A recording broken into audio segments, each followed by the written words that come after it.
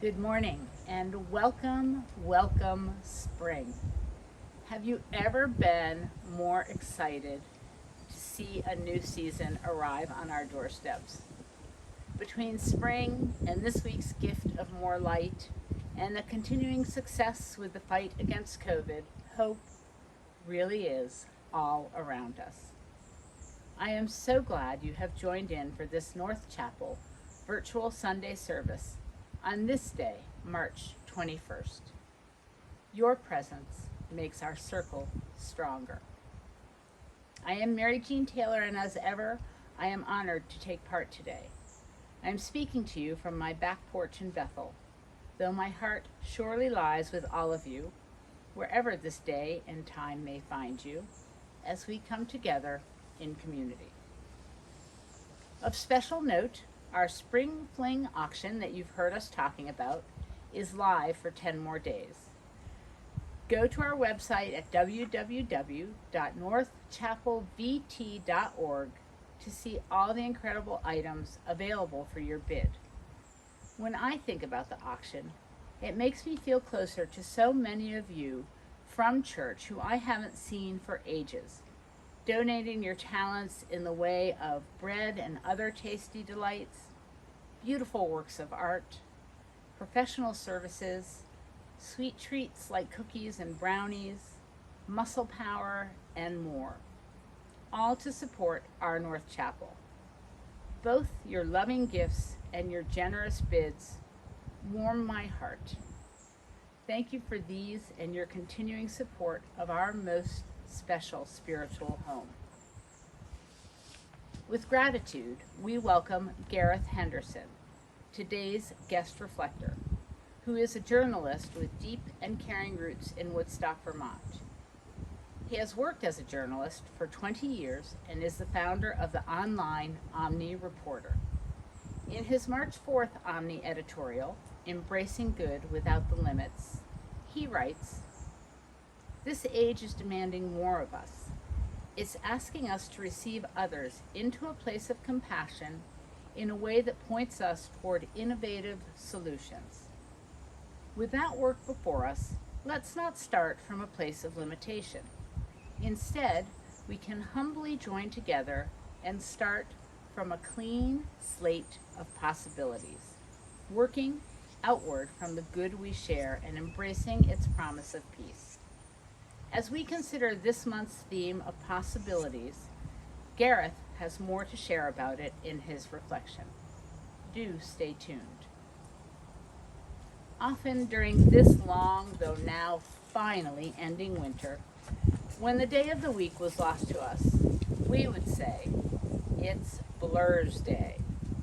Well, the blurry days are fading, the light and warmth returning, and possibility lies at our feet. I do hope you feel this to be true in your own life. And as you come here to this bit of peace, I offer you these lines of blessing from Western Ireland's beloved poet, John O'Donoghue, to take into your week. May this house shelter your life.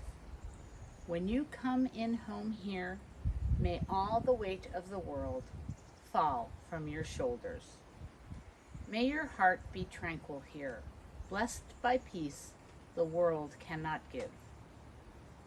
May this be a safe place, full of understanding and acceptance, where you can be as you are, without the need of any mask of pretense or image. May you have the eyes to see that no visitor arrives without a gift, and no guest leaves without a blessing. Welcome in, with so many wishes of all the blessings of spring. Let's bring our voices to this day, shall we? "'Tis a gift to be simple" is our opening hymn.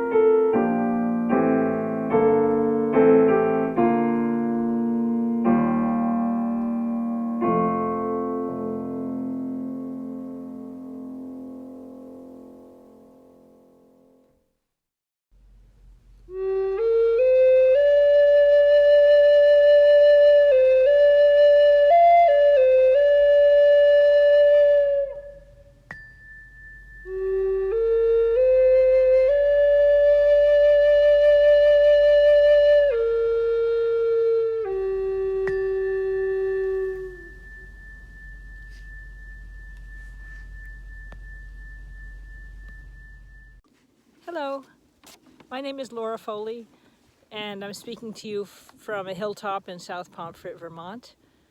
Last week, I was reflecting on the sadness of having a friend leave us. Today, I wanted to read a poem about new life. In our own family, my daughter-in-law had a baby on March 13th in the evening, and we were lucky enough, they're part of our pod, so we have been together quite a bit.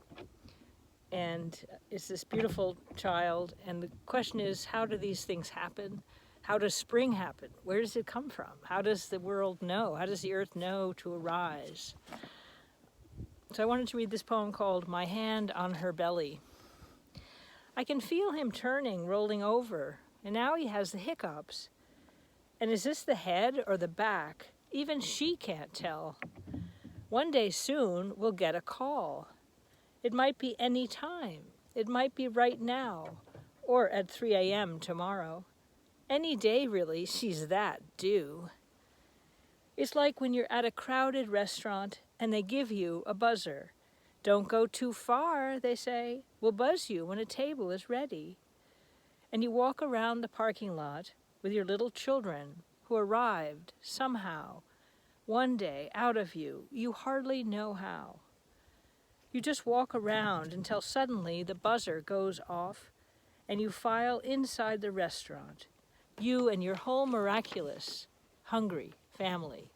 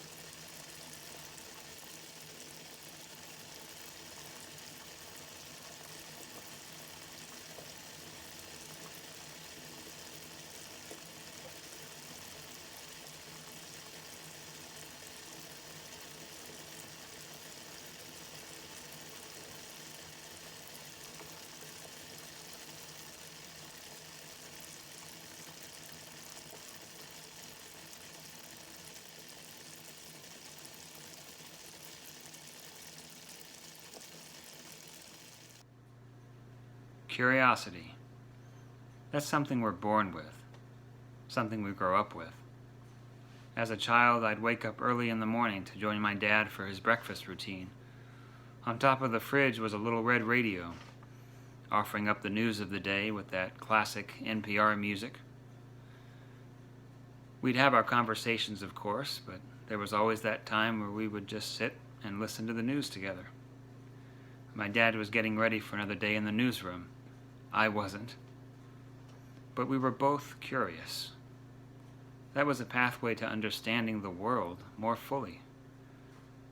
Curiosity leads us straight to the question, what's right here in front of us, and what does it mean?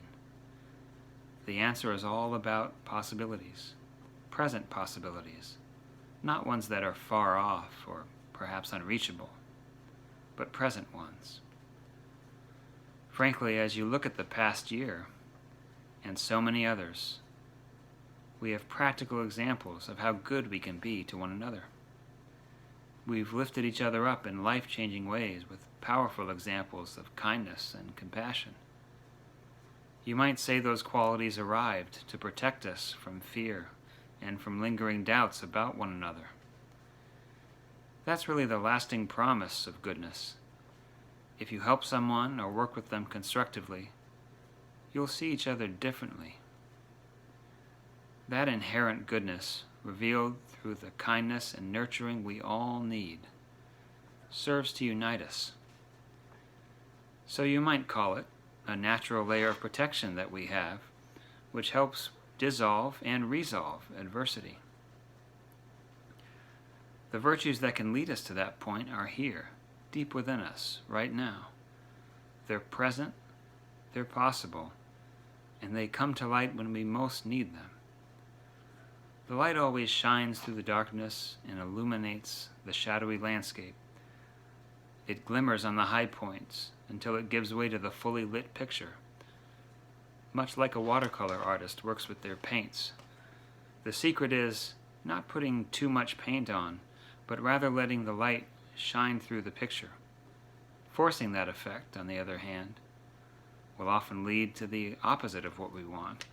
It can muddy the picture we're trying to create. If we let the already existing good shine through our minds and into our lives, that can lead to actual tangible possibilities we can embrace, especially in situations when impossibility seems like the rule. But we know so much looks impossible. I remember how everything looked mid-March last year. The bleakness, the fear, feeling trapped, lost. I think part of that is we needed each other so much and so immediately, and yet in so many ways we couldn't connect. But gradually we did. The world was learning about its collective heart and how to use it.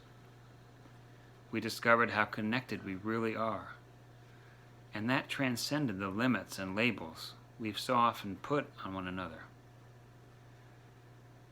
We got a glimpse of the fact that we aren't separate. We are one, and we need that one. We need it manifested in our lives. Now the question is, how do we use what we've learned about that collective heart? We get curious. We question the long-standing limits and welcome possible solutions to resolving and overcoming them. One example, one limit I've often heard of in the past year, is that we could never possibly be unified. Well, when it comes to ready support and ceaseless efforts to help each other, we've proven that's already who we are. That's what keeps our heart beating as a community, a state, a nation, and even a global community. And not just for a season, not just for a crisis. The strength and permanence of that good, of those possibilities, has only to be harnessed.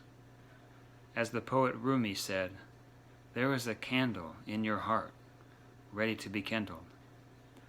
There's a void in your soul, ready to be filled. You feel it, don't you?" So perhaps we have to take that which seemed impossible, turn it around in our thinking, before we see possibility manifested. Present possibilities start out in thought, and we must work to bring them out into the light and establish them in our experience for the good of everyone. This past year, I like to say, was a grand reset, with fruit of ever-present healing possibilities at its core. Now it's time to reach out, pick that fruit, and make something from it. In place of old thinking that would label ourselves and others and reject potential, make new thinking. Make every moment a fruitful one that embraces and welcomes the work needed to enact and realize these present possibilities in our lives. And let's do it not just for us, but for everyone. That outward focus, that gathering together of meekness, is strong enough to underpin and strengthen all the progress we need. That could be the most powerful possibility there is. Let's use all our moments to make it so.